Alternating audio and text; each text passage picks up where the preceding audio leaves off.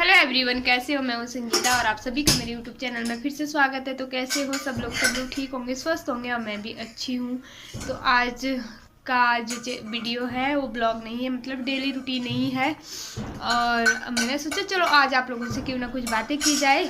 रोज़ रोज़ कहाँ काम दिखा दिखा के बोर करें आप लोगों को।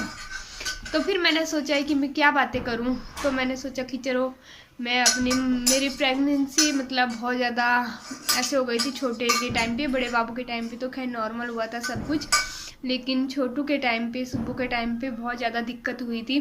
तो मैंने सोचा चलो उससे रिलेटिव कुछ आप लोगों के साथ शेयर करती हूँ, ताकि आप लोगों को मतलब जो है अभी इस टाइम पे तो उनको प्रॉब्लम ना हो आगे। तो वैसे तो मैं कोई डॉक्टर वगैरह नहीं है, लेकिन जो कुछ मतलब मैंने एक्सपीरियंस किया है, जो मेरे साथ हुआ है, वो मैं नहीं चाहती किसी और के साथ भी हो ऐसे टाइम पे। तो बहुत ध्यान रखना पड़ता है अपना। तो मैंने सोचा वही मैं आप लोगों के साथ आज शेयर करती हूँ।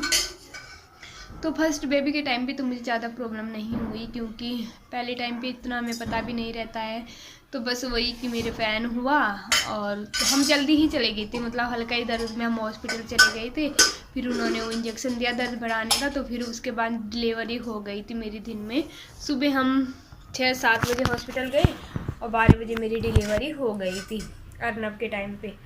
और छोटे बाबू के टाइम पे, सुब्बू के टाइम पे हमें बहुत ज़्यादा प्रॉब्लम हुई। मुझे छोटे बाबू के टाइम पे ये हुआ कि जब मतलब मेरी डिलीवरी होने वाली, क्या मतलब 3 सितंबर की मुझे डेट दी, 3-4 की डेट दे रखी थी डॉक्टर ने सितंबर की। तो मैं गई 18-19 अगस्त को चेकअप कराने गई। तो डॉक्टर ने कहा मुझे कि आप ऐसे करो, सारे टेस्ट करवा लीजिए, फर्स्ट लास्ट के सारे टेस्ट कराते हैं। तो मैंने सारे टेस्ट वगैरह कराए। तो मुझे हो रहा था, मुझे थकान लग रही थी बहुत ज़्यादा, मैं थोड़ा सा चल रही थी, मैं थक जा रही थी। तो मैंने उनसे कहा, मैंने कहा मुझे ऐसे ऐसे प्रॉब्लम हो रही, पता नहीं क्यों मुझे बहुत ज़्यादा थकान हो रही है। तो उन्होंने सारे टेस्ट वगैरह कराए। तो उन्होंने कहा वो ब्लड टेस्ट वगैरह उनकी रिपोर्ट दूसरे दिन आनी थी। फिर अल्ट्रासाउंड कराया। तो अल्ट्रासाउंड कराए तो बाबू के गले में नाल था ऐसे ना, दो लपेटे थे ऐसे। तो डॉक्टर ने हमें बताया कि इसके गले में ऐसे ऐसे नाल है। तो मतलब हो सकता है कि बच्चा जब बाहर आए तो मतलब खींचेगा तो उसको ना ऐसे फांसी लगने का डर है। तो फिर डॉक्टर ने कहा हो सकता है हमें ऑपरेशन करना पड़े। और तो उन्होंने कहा चलो देखते हैं। तब फिर हम उस दिन घर आ गए और फिर हमें टेंशन भी हो गई कि पता नहीं क्या होगा, कहीं अब ऑपरेशन ना हो, बच्चा ठीक होगा, उसी चीज़ का डर रहा। क्यों डॉक्टर ने कहा कि मतलब आप ज़्यादा काम वगैरह मत करना, बच्चे के मतलब हो सकता है कोई दिक्कत हो जाए अंदर। हमने कहा ठीक है। फिर दूसरे दिन मेरी रिपोर्ट आई तो उस समय कोरोना भी चल रहा था। तो ये रिपोर्ट लेने गई, इन्होंने कहा मैं ले आता हूँ। तो ये गई तो देखा तो मुझे पीलिया हो रखा था। तो फिर जब ये घर आए मैंने कहा ठीक है रिपोर्ट नॉर्मल है। तो इन्होंने कहा रिपोर्ट ठीक है, तुम चलो, तुम्हारे इंजेक्शन लगेगा। मैंने कहा आप किस चीज़ के इंजेक्शन लगेंगे? कल तो डॉक्टर ने कहा है कि बैग पैक करके रखना, आप जब भी मतलब पहना होगा तो आ जाना। तो इन्होंने कहा तुम्हें पीलिया हो रखा है। और फिर हम गए। फिर डॉक्टर ने इंजेक्शन लगे, मेरे 3 दिन लगे। दवाई वगैरह कुछ नहीं दी। डॉक्टर ने कहा इसमें मैं क्या ही दवाई दूँ। और ऐसे टाइम पे तो फिर डॉक्टर ने हमें समझाया बिठा के कि देखो अगर नाल का तो कोई दिक्कत नहीं, उसका हमारे पास ऑप्शन है कि कुछ प्रॉब्लम होती है बच्चे को, हम ऑपरेशन कर सकते हैं, उससे मम्मी भी ठीक, बच्चा भी ठीक, दोनों ठीक है। लेकिन जो इनको पीलिया हुआ है वो सबसे खतरनाक है, इसमें दोनों की जान को खतरा है, क्योंकि पीलिया बहुत ज़्यादा हो रखा था मुझे। उन्होंने कहा अगर पीलिया इनका नॉर्मल नहीं हुआ 8-10 दिन में, और तो फिर मतलब जितना मतलब अगर डिलीवरी हो गई तो जितना इनके अंदर ब्लड है वो सारा निकलेगा। और बच्चे को भी खतरा है और माँ को भी खतरा है। इसमें हम ना तो ऑपरेशन कर सकते हैं और ना ही हम मतलब नॉर्मल डिलीवरी कर सकते हैं। तो उन्होंने मुझे बेड रेस्ट दिया, बिल्कुल बेड रेस्ट कि आप कुछ भी मत करना, क्योंकि अभी किसी भी हालत में 8-10 दिन कम से कम डिलीवरी नहीं होनी चाहिए जब तक मतलब तुम्हारा पीलिया ठीक नहीं हुआ।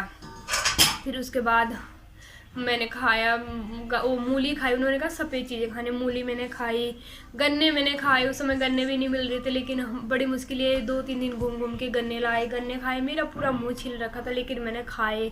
नारियल पानी पिया, ऐसी ऐसी चीज़ें खाई, मतलब दही भात खाया। मीठा ज़्यादा खाना पड़ता है कि उसमें।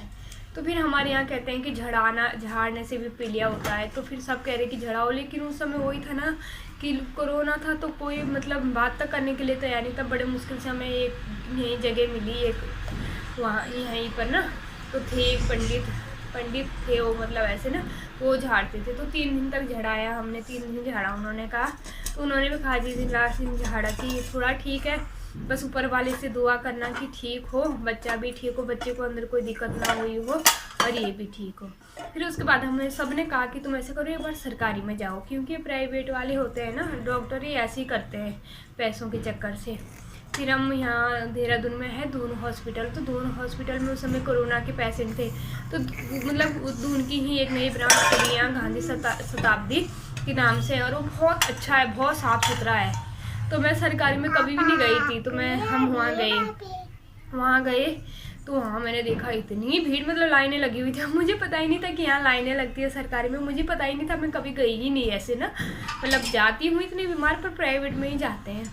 तो जब मैं वहाँ गई तो वहाँ गार्ड खड़ी थी बाहर दरवाजे के, डॉक्टर के लाइनें लगी हुई थी लंबी लंबी। मैंने गार्ड को कहा, मैंने कहा मुझे दिखाना है। तो ना मतलब बात भी बदतमीजी से करते हैं वो लोग, कह रहे कि हाँ दिखाना है, तो ये यहाँ भीड़ काहे के लिए मेले में आ रखे। मैंने कहा, उन्होंने कहा लाइन में खड़े हो जाओ। मैंने कहा इतनी लंबी लाइन में? कह रहे और क्या, वहाँ ये सुबह से खड़े हैं यहाँ। कह रही पहली बार आ रही हूँ। मैंने कहा हाँ मैं तो पहली बार ही आ रही हूँ। तो इन्होंने कहा कि छोड़ चलते हैं यहाँ से कहीं दूसरी जगह। ये मान ही नहीं रहे थे, मैं ज़बरदस्ती इनको लेके गई। मैंने कहा नहीं। तो मैंने कहा कोई बात नहीं, मैं खड़ी हो गई। कम से कम 1-1.5 घंटे बाद मेरा नंबर आया। फिर उन्होंने ना दोबारा मेरे सारे टेस्ट लिख दिए दोबारा से, वही मतलब 4-5 दिन पहले हुए थे वही उन्होंने फिर से रिपीट कराए। और अल्ट्रासाउंड लिखा उन्होंने, वो नहीं होता 3D वाला कलर होता है जो 3000 का। तो फिर हमने सारे टेस्ट हमें सारे बाहर कराए। फिर अल्ट्रासाउंड कराया, और उन्होंने जो अल्ट्रासाउंड कर रहे थे ना मेरे, उन्होंने जैसे मतलब कर रहे थे, वो कह रहे हे भगवान हाय राम ये क्या हो गया। मेरे डर के मारे हालत खराब। मैंने उनको कहा, मैंने कहा क्या हो गया। और तो उन्होंने कहा कि अरे आप घबराओ मत, कुछ नहीं हुआ, बच्चे की धड़कन ठीक है। तो उन्होंने मुझे धड़कन सुनाई, बच्चे की हार्ट बीट सुनाई। उन्होंने कहा ठीक है, लेकिन बच्चे ने पॉटी कर रखी है अंदर, और आप जहाँ से आए हो प्लीज़ आप वहीं चले जाओ, आप घर मत जाना, और आपकी तुरंत आपको डिलीवरी करानी पड़ेगी ऑपरेशन, क्योंकि बच्चे ने पॉटी कर रखी है अंदर। और हम इतने ज़्यादा घबरा गए, और यहाँ कोई भी नहीं था मेरे साथ। अर्नब को हमने घर पे अकेले छोड़ रखा था, पड़ोसियों को बोला था ध्यान रखने के लिए, और उसको हमने सुबह से छोड़ रखा था। हम सुबह 7 बजे निकल गए थे घर से। और फिर मैंने कहा मेरा बच्चा भी मन में, वही मेरा बच्चा भी है घर में, पता नहीं क्या होगा। तो हम गए वहाँ से हॉस्पिटल। तो डॉक्टर तो चली गई थी उस समय, उन्होंने कहा तो चली गई, अब तो कल ही मिलेगी, कल आप आ जाना। फिर दूसरे दिन फिर मैंने मम्मी को अपने फ़ोन किया। मैंने कहा आप ना कल सुबह आ जाना, हम तो निकल जाएंगे सुबह हॉस्पिटल, तो आप आ जाना घर पे। अर्नब अकेला होगा, कहीं मुझे एडमिट कर ले तो मेरा बच्चा भी घर में अकेले रहेगा, हम क्या करेंगे। तो फिर हम दूसरे दिन गई, तो उन्होंने कहा तुरंत ना इनको एडमिट करो, क्योंकि इसकी धड़कन बहुत कम हो रही थी बाबू की ना, कि बच्चे की मतलब डिलीवरी करानी पड़ेगी इनकी तुरंत। फिर उन्होंने सारे टेस्ट वगैरह जो होते हैं ऑपरेशन के लिए सारे वो कराए, मतलब अल्ट्रासाउंड वगैरह ना कम से 30,000 का अल्ट्रासाउंड हुए मेरे उस टाइम पे। तो फिर ECG कराया हमने, और वो ब्लड टेस्ट होते 2, और वहाँ इन्होंने एक्स्ट्रा पैसे दिए, कहीं 500-600 कि भाई जल्दी से जल्दी मतलब हमें रिपोर्ट दो। तो फिर पूरी फाइल मेरी तैयार होके मेरा नंबर आया ऑपरेशन का कि इनको ले जाओ। तब तक जो डॉक्टर मेरा ऑपरेशन करती, उन्होंने किसी और का करा था, उनकी कोरोना रिपोर्ट पॉजिटिव आई। तो फिर डॉक्टर ने कहा अब मैं तो नहीं कर रही ऑपरेशन, क्योंकि इनकी मतलब ये पॉजिटिव, तो मैंने तो कल इसका ऑपरेशन किया, इसका मतलब मुझे तो होगा ही होगा फिर कोरोना, और अब मैं नहीं करती। तो उन्होंने कहा कि आज तो नहीं होगा, और आप ऐसे करो आप एडमिट हो जाओ आज। मैंने कहा अभी 5 मिनट पहले वो मेरे मुंह पे कह रही कि बच्चे की तो छोड़ो, आप अपनी चिंता करो। मतलब सरकारी में ना बहुत बदतमीजी से बात करते हैं ये लोग, मतलब फैसिलिटी बहुत अच्छी है आजकल सरकारी में, लेकिन ना वो नर्स वगैरह बहुत बदतमीजी से बात करती है। तो मैंने उनको बोला है, मैंने कहा ये तरीका है आपका, अगर कुछ हो भी जाता है बच्चे को तब भी ऐसे माँ के मुंह पे कौन बोलता है। मैंने कहा बच्चा मेरे अंदर है, मुझे पता है मेरा बच्चा ठीक है, उसकी धड़कन चल रही है, कम हो रखी है पहले से, लेकिन मेरा बच्चा अभी ठीक है, आप ऐसा क्यों बोल रहे हो। तो मैंने कहा ठीक है मैं एडमिट हो जाती हूँ, आप हमें जिम्मेदारी दो कि मेरा बच्चा ठीक रहेगा, मैं ठीक रहूँगी। कि जिम्मेदारी कैसे दे सकते हैं। मैंने कहा तो भाई या तो डॉक्टर का कुछ तो करो भाई, अब हमें ऐसे आप मरने के लिए छोड़ रहे हो आप हमें। तो मैंने कहा आप ऐसे करो हमें रेफ़र दे दो, हम इंद्रेश चले जाते हैं, वहाँ कम से कम मतलब फैसिलिटी है इंद्रेश में, ये है कि मशीनें हैं बच्चे के लिए, मेरे लिए कुछ भी प्रॉब्लम हो गई तो मतलब वो है।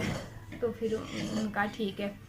फिर उसके बाद हमने वहाँ से रेफ़र लिया, फिर हमने एम्बुलेंस बुलाई, फिर हम वहाँ से गए सीधा इंद्रेश पहुँचे। तो उन्होंने पूछा क्या वो दिक्कत है, हमने कहा ये है उन्होंने कहा आपको क्या? मैंने कहा मुझे कोई दिक्कत नहीं है, बस ये डॉक्टर ने बोला, उन्होंने हमें डराया, मुझे कोई दिक्कत नहीं थी कि आपको उल्टी वगैरह। मैंने कहा मुझे कुछ भी नहीं हो रहा है। तो उन्होंने कहा, उन्होंने फिर दोबारा से कि अब आपको सारे टेस्ट कराओ, हम तो यहीं के मानते हैं।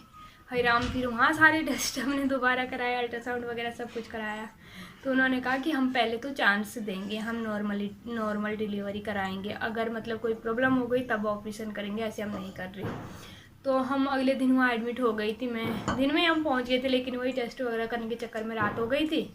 तो फिर 7 बजे के आसपास उन्होंने ना अंदर कुछ लगाया, मतलब बच्चादानी में ना कुछ, जिससे बच्चादानी का मुँह थोड़ा सॉफ्ट हो जाए।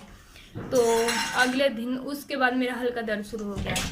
तो अब पूरी रात भी मैंने दर्द में काटी, फिर मैं हाथ जोड़ रही थी खुद उनके आगे कि आप मेरा ऑपरेशन करो। मतलब मेरी हालत इतनी ज़्यादा ख़राब हो चुकी थी, मैंने पूरी रात में 2-3 बोतलें पानी पी। मेरा गला मतलब ये और सूख रखे थे ना, तो पानी भी नहीं पी पा रही थी मैं, पानी भी वो खुद मेरे मुंह में डाल देती, ये हालत हो रखी थी मेरी।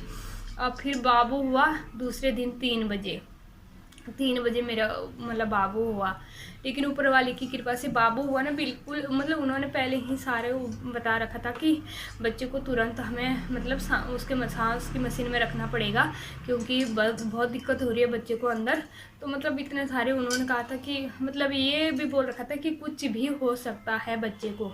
माँ को तो चलो ठीक हम कोशिश करेंगे, लेकिन बच्चे की हमारा मतलब हम जिम्मेदारी नहीं ले सकते, कुछ भी हो सकता है।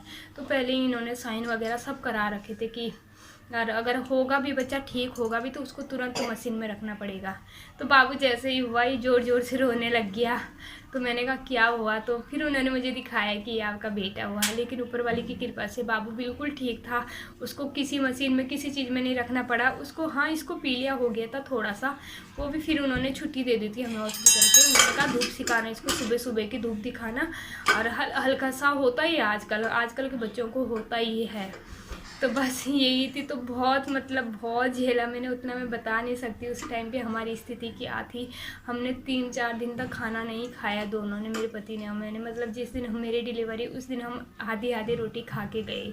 मतलब पूछो मत कि मतलब कोई था भी नहीं यहाँ हमें समझाने वाला बड़ा कि चलो क्या कैसे, हम अकेले ही थे, बच्चे समझो। ऊपर से अर्नब की टेंशन कि एक बच्चा है, मुझे कुछ हो गया तो मेरा बच्चा, मतलब वहाँ भी मैं दर्द में बाबू मतलब पैन हो रहा था, लेकिन दिमाग में अर्नब का ही चल रहा था। तो ये होता है ना औरत का सच में कि दूसरा जन्म होता है, तो वो ही चीज़ होती है। फिर होना आ रहा है मुझे कि मतलब मुझे जब मैं बच्चा हो गया ना, मैं ठीक हुई, मुझे लगा मेरा दूसरा जन्म है, मेरा बच्चा भी ठीक, मैं भी ठीक हूँ। मुझे ये उम्मीद थी पता नहीं मैं भी बचती हूँ कि नहीं, क्या होता है। लेकिन ऊपर वाले वो कहते हैं ना कि अच्छे कर्म किए होते हैं, तो शायद किसी का बुरा नहीं कहता, हमने अच्छे कर्म किए थे, बच्चा भी ठीक था, मैं भी ठीक थी। तो बस यही थी। तो बस मैं ये कहना चाहती हूँ कि जैसे डॉक्टर बोलते हैं उनका कहना मानना चाहिए, क्योंकि पहले बोलते थे कि नहीं काम करो, ये करो, वो करो, लेकिन आज की डेट में ना वो नहीं है। क्योंकि पहले के लोग खाते भी खूब थे, काम भी खूब करते हैं। अब के लोग ना तो खा सकते हैं और ना काम कर सकते हैं, ये है। और हर चीज़ में इतनी मिलावट है, फ्रूट्स वगैरह कितने केमिकल वगैरह होते हैं, उससे बहुत ज़्यादा नुकसान होता है। और गरम मत खाना, मैंने ना गरम खा लिया, तो मुझे सबने कहा गरम खा, बच्चा जल्दी होता है नॉर्मल, लेकिन ऐसा कुछ भी नहीं। उसके वजह से मुझे पीलिया हुआ, वो गरम खाया ना मैंने, पीलिया मुझे उसी से हुआ। तो मतलब ऐसी चीज़ें बिल्कुल मत खाना, बाहर का बिल्कुल मत खाना। अगर कोई प्रेग्नेंट है तो ये वीडियो देख रहे हैं, मतलब खाना कभी कभी थोड़ा बहुत, नहीं तो बिल्कुल भी नहीं, क्योंकि बहुत दिक्कत होती है आजकल भी। मैंने बहुत कुछ झेला है, तो मैं यही चाहती हूँ कि और कोई ना झेले। तो बस आज का इतना ही, फिर मिलते हैं कल नेक्स्ट व्लॉग में, तब तक कर देते हैं बाय बाय।